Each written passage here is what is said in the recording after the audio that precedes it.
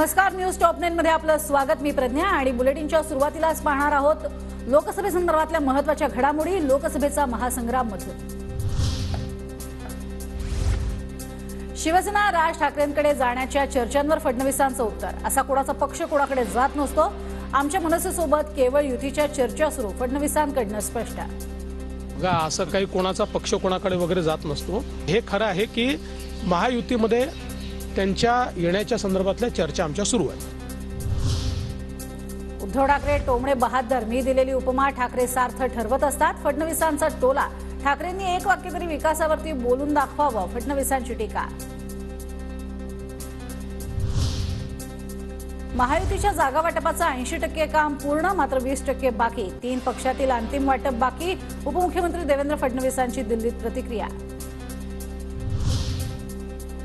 साताऱ्यामध्ये उदयनराजेंना महायुतीनं जागा दिली तर ते बिनविरोध करणार का? फडणवीसांचा मवियाला सवाल। शाहू महाराज आणि उदयन महाराज यांचाही सन्मान आहेच, ते राजकारण आहे। गृहमंत्र्यांसोबत भेट झाल्यानंतर उदयनराजेंबद्दल ठरेल, असंही वक्तव्य। साताऱ्यामध्ये समजा उदयन महाराजांना महायुतीने जागा दिली तर ते बिनविरोध करणार आहेत का? त्यांचाही सन्मान आहे ना, मग ते बिनविरोध करणार आहेत का? त्यांनी सांगावं, घोषित करावं की आम्ही बिनविरोध करणार आहोत। कोल्हापुरात वंचितकडनं शाहू महाराजांना पाठिंबा, तसंच काँग्रेसच्या 6 जागी पाठिंबा जाहीर।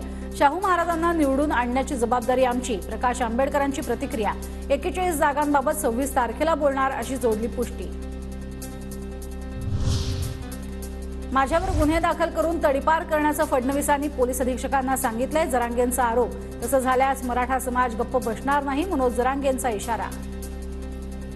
नवीन प्रयोग आणलाय आणि तोही मला अगोदर माहित नव्हतं, पण रात्री खात्रीला एक माहिती मिळाली।